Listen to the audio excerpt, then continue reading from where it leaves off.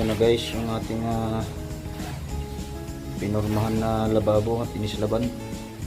Ngayong umaga ay ating nang binuhusan. So ayan. So, kung papansin nyo,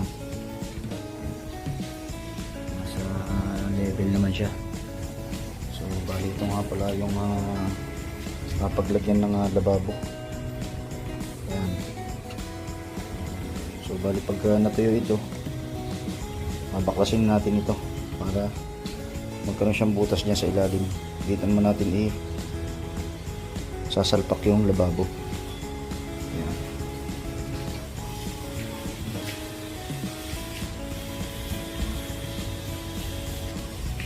So bali hihintayin muna natin siya matuyo. Pagka natuyo na siya at wala na siyang ngayon yung basa-basa yung mga tubig, natin nang kikinisin yan, re-redalahin natin. At pagkatuyo na siya, sasabugan natin siya ng puro. Puruhan muna natin yan guys, para in case na wala pang kakayanan yung may-ari nitong bahay na magpa-tiles, ay makinis yung kanilang lababo. Ayan.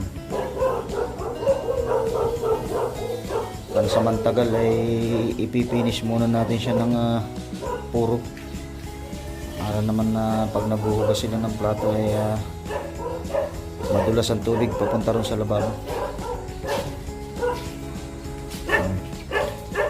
Bali matagal matuyo.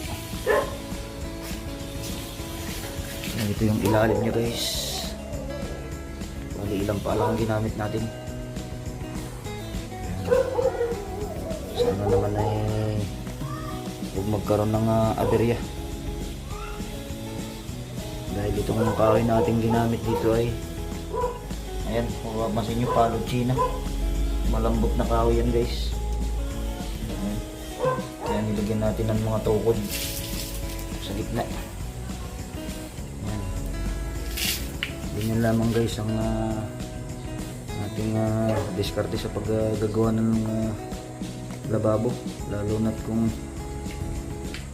wala tayong kakayanang bumili ng kahoy na pang-islab. Yan.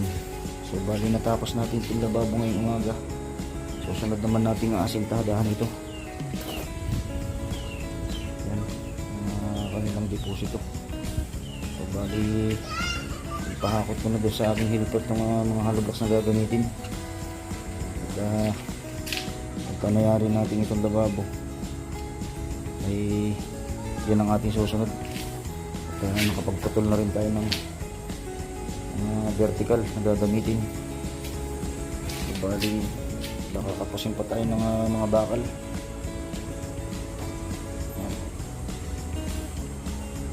Bali tatatlong bakal na lang ito, isang 9mm saka isang 10mm. Habang ito naman yung ating natitirang kahoy na lamang na gagamitin pang islab. Siguro naman ay sapat na ito. Kulang sumobra man, may konti-konti lang. Kasi kailangan natin na medyo matibay ang islab para hindi bumagsak yung ating buhos. Ayan. So bali natapos na natin yung pagpo-flooring. Inabot din ng 2 araw. Kasi paputol-putol kasi ang aming paggawa dito dahil may nag-electrical. Kaya panay kalakalahating araw lang ang trabaho namin. So bali 2 kalahating araw at saka isang whole day kami nag-flooring. Bali natapos din namin kahapon.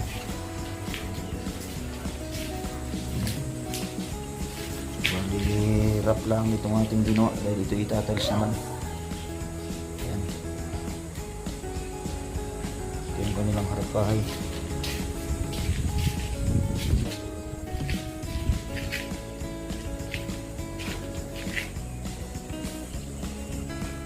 Yan.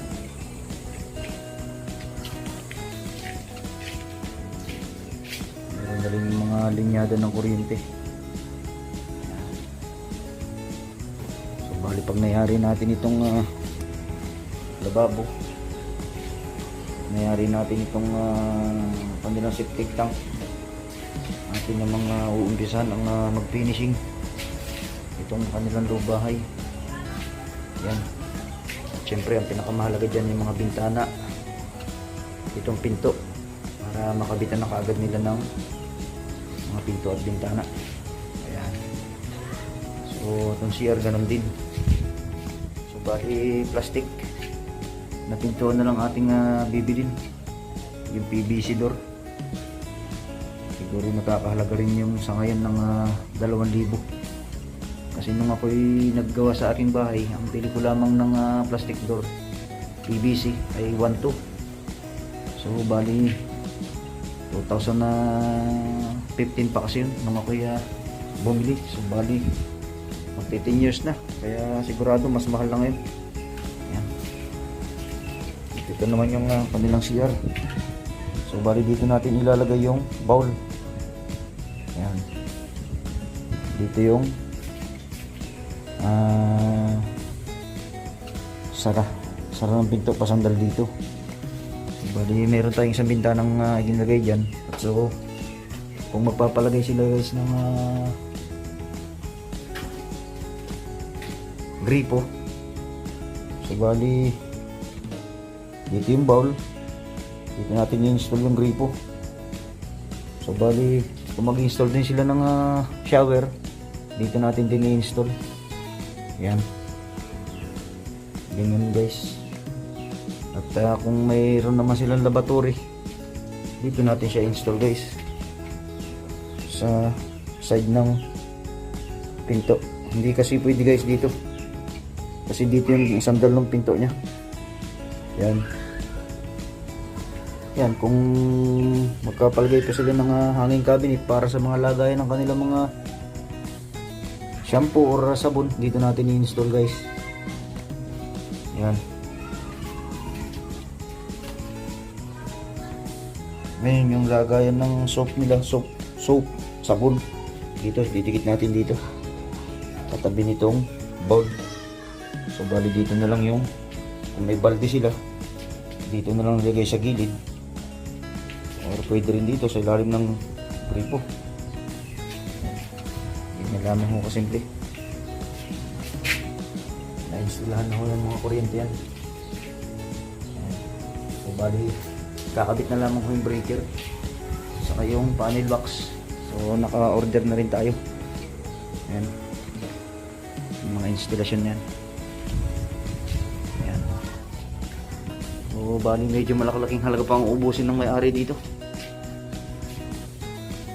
Siguro sa aking estimate ay uubos pa sila ng 100,000 dito, kasi yung mga pinto bintana lang nagkambas kami nung nakaraan. Halos yung bintana ay naabot na ng kulang 30. Yan, malalaki kasi itong mga bintana nya. Tapos yung pinto naman, nagkambas kami, nasa 7,000 ang isa. Halos kaunti lang ang diferensya ng malapad dito sa Makitid. Yan. So bali sa estimate ko, yung panel door dun sa harap, nasa 7,500, 7,000 to 7,500. Habang yung dito naman lumalatak ng 6,000. Yung 80 cm by 210, ganon din doon. Hindi ko lamang alam kung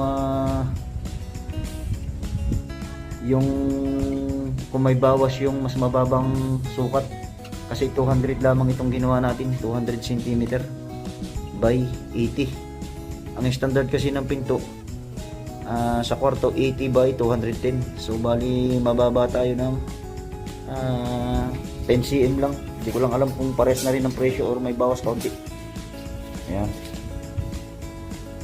So ganyan kamahal. So bali ito, lalagyan pa rin natin ito ng cabinet para mayroon silang lalagyanan ng kanilang mga gamit sa kusina. Ayan. So parang ang gusto rin kasi ng may-ari, ganun sa akin, yung mga lagayan ng plato ay nasa ilalim, yung binabatak lang, yung mga full bracket lamang. Tapos nandun na rin sa ilalim yung binabatak ng mga condiment, lalagyanan ng mga condiments. Yan. Ito malamang pagagawan din nila ito ng cabinet, isang diretsyon pa ganun. Yan. Kasi kung hindi nila palalagyan ng hanging cabinet yan, ay mapupuno itong kanilang lababo ng plato at mga iba pang mga gamit, mga kaya kaserola. Kaya kinakailangan malagyan agad ito ng cabinet dahil maliit lamang itong kanilang bahay, malaki lamang tignan sa labas. So bali kaya nga pala natin niluwagan itong lugar na to kasi wala na silang space sa labas ng kanilang bahay. Bali 1 metro na lang ang space nila sa labas, yun na yung paglalagyan ng deposito. So kung maglalabas sila, wala na silang pwesto sa labas, kaya dito natin ilalagay ang washing machine. Kaya nilagyan na rin natin dyan ng abang ng saksakan ng kuryente. Dito yung washing machine nya, tapos yung drain nya papunta rito sa CR. So bali itong flooring natin mataas dito kaysa dun. So bababa tayo dito sa flooring na ito ng 5 cm. Ayan, para hindi pumasok pabalik yung tubig. O ayan. At dito ang kanilang dining, habang ito naman yung kanilang sala. Ayan. Ito yung kanilang paglalagyan daw ng divider. Ayan. Din yung kanilang TV. Ayan. Ganyan lamang po kasimple guys yung ginawa nating bahay. Bahay ng aking bayaw. Kasi asawa niya yung aking kapatid na babae. So konting kimbot na lang to guys. So bali pag nangyari to, may kasunod na naman akong gagawin. Hindi ko namang alam guys kung ako sisipagin o ano, kasi sa totoo lang ayoko na talagang mga construction dahil napakahirap po. Napakahirap. Minsan kasi ang isa sa ikinakaayaw ko sa paggawa, yung iba nagagawa, mas makarunungan pa sa gumagawa doon sa nagpapagawa, mas makarunungan pa sa naggagawa. Hindi mo masunod yung gusto mong diskarte, ay yung kanilang sinasabi ay hindi naman kaaya-aya, hindi naman angkop doon sa dapat gawin. Ayaw ko kasi nung pag ako gumagawa may kumukontra, kasi hindi lumalabas yung aking talento pag ganun, kasi nauunahan ako ng inis. Kaya minsan tinitingnan ko rin yung mga klase ng taong magpapagawa. Meron kasi nung sobrang sila na wala sa lugar. Kaya minsan pagka may nagpapagawa sa akin ganong klase ng tao, eh hindi ko na ho pinagbibigyan yung ganon. Mas maganda pang mamasada na lamang ako ng tricycle at sarili ko pang wala akong amo. Yan. Itong bahay na ito sa totoo lang, sariling diskarte ko ito. Yan, kung mapapansin nyo naman guys, ang importante kasi guys pag nagpapagawa ka ng bahay, dapat guys may tiwala ka doon sa gumagawa.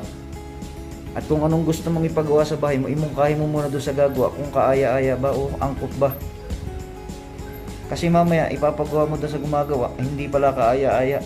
Kasi lalo lang nahihirapan yung gumagawa. Kasi mahihirapan siyang dumiskarte. Ayan. Kaya nga yung mga mayayaman pag nagpapagawa ng bahay, kumukuha sila ng architect at engineer. Ayan. Kasi may tiwala sila doon. Hindi na nila kailangan sabihin pa kung ano ang dapat gawin. Eh sa amin kasi guys, sa amin mga skill, sa amin mga mason, carpenter o ano pa mga profession na namin, hindi ho kami gumugol lamang ng ilang panahon para matuto sa ganyang bagay. Kaya sa totoo lang, hindi nyo ho kami dapat pangunahan kung anong amin dapat gawin. Once na nasabi nyo sa amin kung ano ang gusto nyong gawin, kami na ho ang bahalang dumiskarte doon.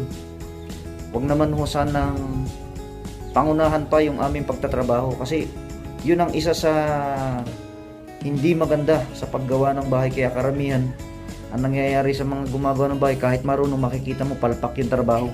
Kasi minsan ang problema doon na rin sa nagpapagawa, kasi pinakikialaman nila yung gumagawa. Kaya minsan naiinis na rin yung gumagawa.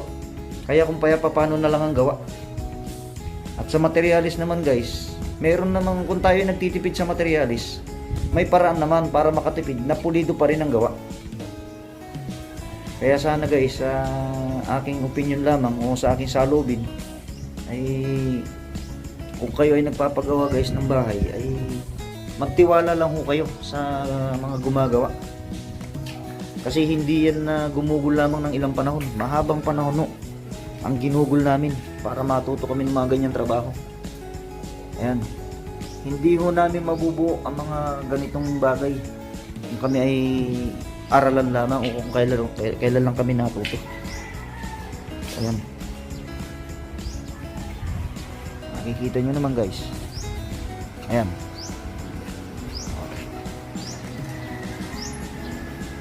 Gawa na ang ating bubong. Hindi ba?